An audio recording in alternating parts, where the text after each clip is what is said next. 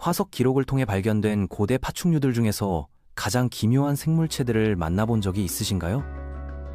현재까지 확인된 공룡종만 해도 700종이 넘는데 그 중에는 상상조차 할 수 없을 만큼 기이한 특징을 가진 종들이 숨어 있습니다. 특히 잘 알려지지 않은 종들일수록 더욱 놀라운 형태적 특성을 보여주죠. 지금부터 공룡시대에서 이런 신비로운 고생물들의 세계로 여러분을 안내해드리겠습니다. 먼저 살펴볼 생물은 리넨쿠스라는 백악기 중국의 수각류입니다. 이 공룡이 가진 가장 특이한 점은 바로 극도로 축소된 전지예요. 다른 알바레사우루스과 공룡들도 작은 팔을 가지고 있었지만 리넨쿠스는 그 정도가 훨씬 심각했거든요. 놀랍게도 이 공룡은 알려진 모든 알바레즈사우루스과 중에서 유일하게 두 번째 발가락을 보유한 종으로 기록되어 있습니다.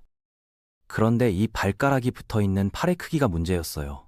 워낙 작아서 마치 네 다리에 작은 원뿔 모양의 돌기가 달린 것처럼 보였거든요.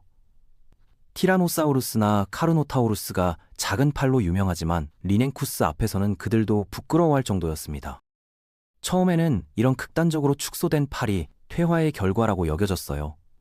하지만 최근 연구 결과는 전혀 다른 이야기를 들려줍니다. 이 작은 팔이 실제로는 매우 중요한 도구였다는 것이죠. 리넨쿠스의 치아 구조를 분석해보니 작고 바늘처럼 생긴 이빨들이 발견되었는데 이는 곤충을 주식으로 했다는 증거입니다. 그렇다면 그 작은 팔은 어떤 용도였을까요? 연구진들은 이 팔이 현재의 개미핥기처럼 개미집이나 흰개미 둥지를 파는 도구로 사용되었을 것이라고 추정하고 있어요. 7,005만 년에서 7,100만 년 전 살았던 이 공룡에게는 완벽한 생존 전략이었던 셈이죠. 반대로 극단적으로 긴 손을 가진 공룡도 있었습니다. 중기 쥐라기, 즉 리넨쿠스보다 거의 9천만 년 앞선 시대에 살았던 에피덱스테릭스가 바로 그 주인공이에요. 이 공룡은 테리지노사우루스처럼 긴 발톱을 가진 것이 아니라 손가락 자체가 비정상적으로 길었습니다. 에피덱스테릭스는 매너랩토란 그룹에 속하는 공룡으로 조류에 더 가까운 계통이에요. 크기는 리넨쿠스와 마찬가지로 매우 작았는데 완전히 성장한 개체라 해도 작은 비둘기 정도에 불과했습니다. 평균적인 공룡이 작은 아프리카 코끼리만 했다는 점을 고려하면 정말 작은 크기였죠. 이렇게 작은 크기와 조류와의 친연 관계를 생각하면 긴 손가락이 날개와 관련이 있을 것 같지만 실제로는 그렇지 않았어요.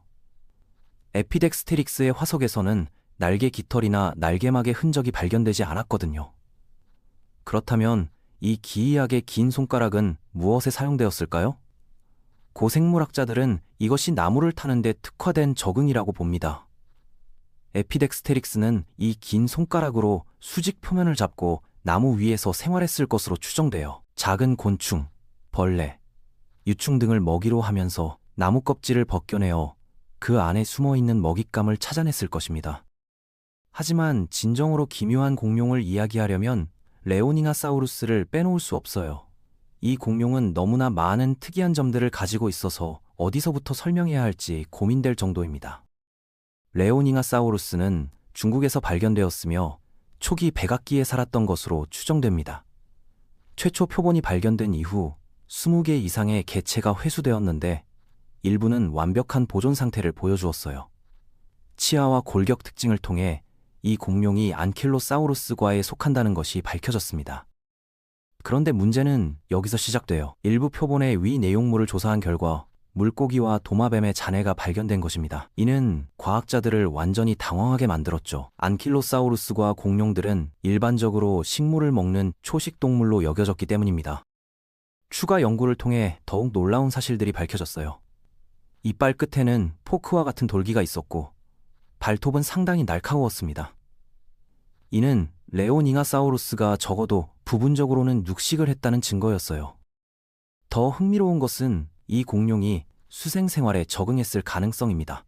몸 아랫곡을 덮고 있는 골판들은 수영 중 아래쪽에서 오는 공격으로부터 보호해주는 역할을 했을 것으로 추정돼요. 또 다른 수수께끼 같은 공룡으로는 칠레사우루스가 있습니다. 쥐라기 후기에 현재의 칠레 지역에 살았던 이 초식 공룡은 그 이름보다는 키메라사우루스라고 부르는 것이 더 적절할지도 모르겠어요. 왜냐하면 서로 다른 공룡 그룹의 특징들이 뒤섞여 있기 때문입니다. 칠레사우루스의 화석을 연구한 결과 수강류, 용광류, 조각류의 특징이 모두 나타났어요. 이는 마치 3대1 콤보 같은 느낌이었죠. 겉보기에는 수강류와 가장 유사해서 처음에는 수강류 그룹의 기저 위치에 분류되었습니다. 하지만 자세히 살펴보면 이상한 점들이 많았어요. 용광류와 같은 사지 구조와 조각류, 특히 스테고사우루스와 유사한 골반 구조를 가지고 있었던 것입니다. 이런 특징들의 혼합은 최초 발견 당시 상당한 혼란을 야기했습니다. 때로는 단순히 외모만으로도 혼란을 일으키는 공룡들이 있어요. 이 이가 바로 그런 경우입니다. 흥미롭게도 이 공룡의 친척이 앞서 언급한 에피덱스테릭스예요. 친척과 마찬가지로 긴 손을 가지고 있었지만 에피덱스테릭스와 달리 이의 긴 손은 날개막을 지탱한 역할을 했습니다. 많은 깃털의 흔적과 함께 이런 특징들은 새와 매우 유사한 동물을 연상시킬 수 있어요. 하지만 이는 우리가 본 적 없는 형태의 새였습니다. 그 날개는 우리가 아는 어떤 것과도 달랐고 오히려 박쥐의 날개와 더 유사했어요. 변형된 손목뼈와 독특한 막 구조는 모두 가죽질의 깃털 없는 날개를 가리켰습니다. 전체적인 모습은 특정한 환상의 생물을 연상시켜서 일부 사람들은 이를 용공룡이라고 부르기도 했어요. 하지만 한 쌍의 날개를 가지고 있었음에도 불구하고 이는 날 수 없었습니다. 동력 비행을 위한 충분한 근육이 부착될 지점이 부족했기 때문이에요. 대신 이 날개는 날다람쥐처럼 활공하는 데 사용되었을 것입니다.